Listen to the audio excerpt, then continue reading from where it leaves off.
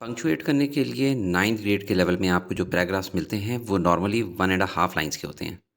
आपने direct answer sheet पे solve नहीं करना बल्कि अपनी लेड पेंसिल उठा के क्वेश्चन पेपर के ऊपर पॉसिबली 6 to 8 करेक्शंस करें और हर करेक्शन का ऑलमोस्ट हाफ मार्क होता है। करेक्शंस करने के बाद उसको रीड आउट करें कि पढ़ने में ठीक लग रहा है कि नहीं, फिर उसको आंसर शीट पे साफ साफ लिखें। फिलहाल इसी पैराग्राफ को बड़ा करके लिखता हूँ ताकि क्लियरली समझा सकूँ। सबसे पहले तो आपने पेपर के बिल्कुल करीब सर नहीं रखना, थोड़ा सा फासला मेंटेन रखना है ताकि ब्रॉडर व्यू नज़र आ सके। ज़्यादा करीब से देखेंगे तो चांसेस हैं कि आप कुछ ना कुछ चीज़ें मिस आउट कर देंगे। अब अपने पैराग्राफ के स्टार्ट और एंड पे नज़र दौड़ाएं, क्योंकि एग्जामिनर अक्सर कैपिटल से स्टार्ट नहीं करते और एंड पे फुल स्टॉप नहीं लगाते।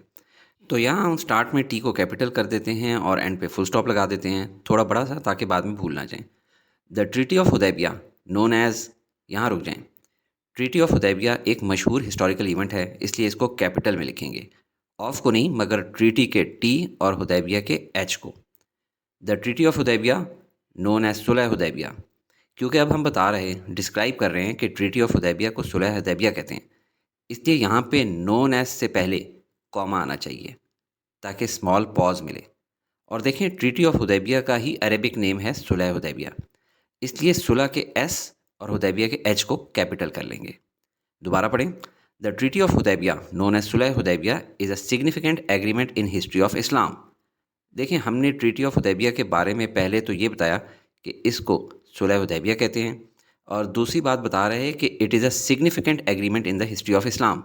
ये इस्लामिक हिस्ट्री का एक ख़ास एग्रीमेंट है, लिहाजा इस हिस्से से पहले भी कॉमा आना चाहिए। और ये वर्ड इस्लाम एक प्रॉपर नाउन है, एक फेमस रिलीजन है, लिहाजा इसका फर्स्ट अल्फ़ाबेट आई भी कैपिटल से लिखेंगे। फिर पढ़ें। The treaty of Hudaibiya known as सुलह Hudaibiya is a significant agreement in the history of Islam said the teacher.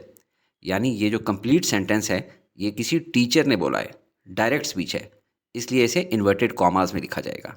और एंड वाले इन्वर्टेड कॉमा से पहले, आई रिपीट, इससे पहले कॉमा भी लगेगा। तो ये हमारी इस पैराग्राफ की पंक्चुएशन कंप्लीट हो गई है। इसको अपनी आंसर शीट पे साफ साफ लिख लें। अब नेक्स्ट पैराग्राफ को पंक्चुएट करना है, लिहाजा इसको भी बड़ा करके लिख लेते हैं। आपने पैराग्राफ के स्टार्ट और एंड पे नज़र दौड़ानी है, क्योंकि एग्जामिनर कैपिटल से स्टार्ट नहीं करते और एंड पे फुल स्टॉप नहीं लगाते। तो यहाँ हम स्टार्ट में मोर ओवर के एम को कैपिटल कर देते हैं और एंड पे फुल स्टॉप लगा देते हैं। More over a massive quantity of trash. देखें, मोर ओवर एक ट्रांजिशन वर्ड है, यानी पहले कोई जुमला बोला जा रहा था और अब उसके बारे में कुछ मज़ीद बात करनी है, तो ट्रांजिशन वर्ड के बाद कॉमा आना चाहिए, जो कि यहाँ मिसिंग है, वो लगा लें। फिर से पढ़ें। Moreover a massive quantity of trash and industrial waste is often disposed of recklessly, अंधाधुंध, बेदरीग, लापरवाही से, ending up in streams, canals, rivers and seas. Word recklessly के बाद कॉमा आएगा, क्यों? समझाने के लिए ये स्ट्रेट लाइन में लिख देता हूँ। देखें, trash and industrial waste is often disposed of recklessly, इसका नतीजा ये होता है कि वो स्ट्रीम्स, केनाल्स, रिवर्स और सी में जा पहुँचता है। It ends up there.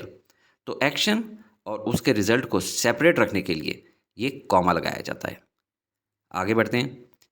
फिर से पढ़ें। Moreover a massive quantity of trash and industrial waste is often disposed of recklessly, ending up in streams, canals, rivers and seize.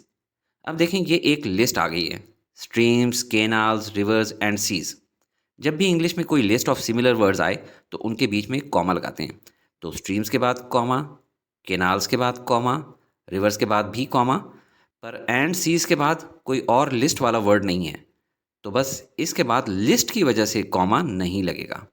मगर अगले जुमले सेट द टीचर से हमें ये पता चल रहा है कि इससे पीछे वाले कंप्लीट सेंटेंस को किसी टीचर ने बोला है, डायरेक्ट स्पीच है, लिहाजा इसको इन्वर्टेड कॉमास में लिखेंगे और एंड वाले इन्वर्टेड कॉमा से पहले एक कॉमा भी लगेगा।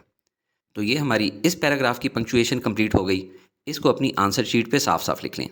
ख़त्म करने से पहले एक और बात, इस पैराग्राफ में 80% स्टूडेंट्स एक कॉमन गलती करते हैं कि डिस्पोज्ड ऑफ को डिस्पोज्ड ऑफ लिख देते हैं, जो कि गलत है। बाकी लाइक सब्सक्राइब वाली हरकतें तो आप करते ही जाइएगा, इससे आपके टीचर्स को काम जारी रखने के लिए हौसला मिलता है।